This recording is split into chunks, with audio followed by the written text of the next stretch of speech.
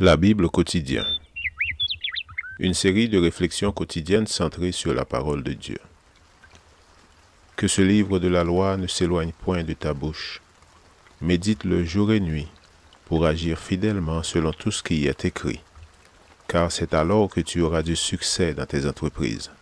C'est alors que tu réussiras. Josué chapitre 1, verset 8.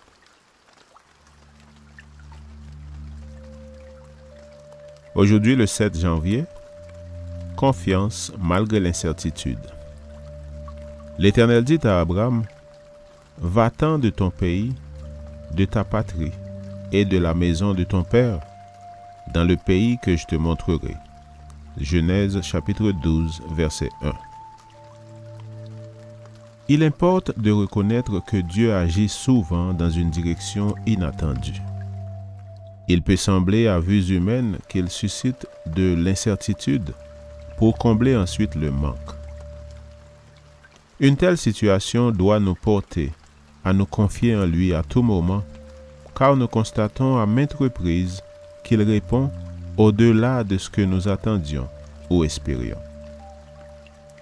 L'habitude de prendre le temps d'examiner la situation avant d'entreprendre une démarche n'est pas toujours ce que le Seigneur attend de nous.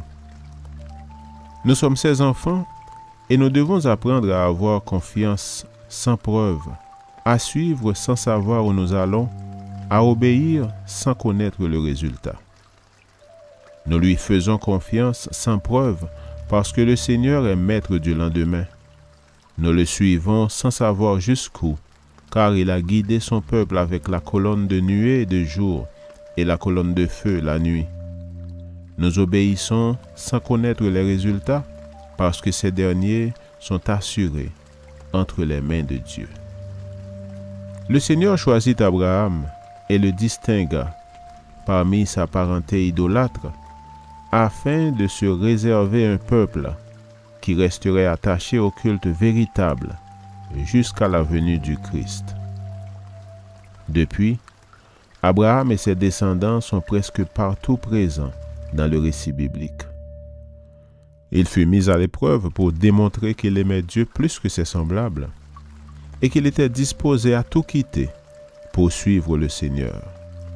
Sa parenté, la maison de son père et ceux qui l'entouraient représentaient de constantes tentations pour lui. Il n'aurait pas pu demeurer dans ce milieu sans en être infecté. Ceux qui abandonnent leurs péchés et vont à Dieu seront de sublimes vainqueurs.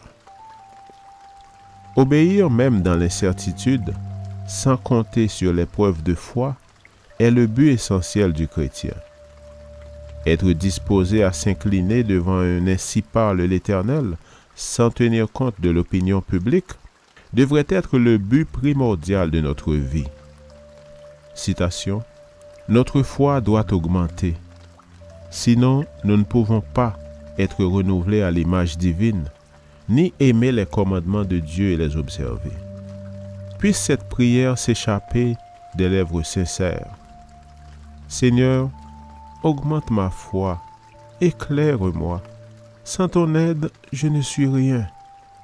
Prenez devant Dieu l'engagement que vous observerez ses principes.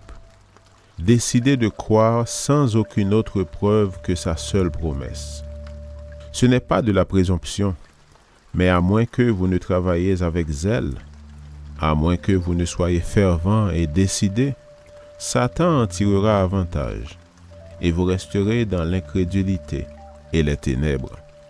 Fin de citation. Conseil sur le travail de l'école du sabbat, page 72.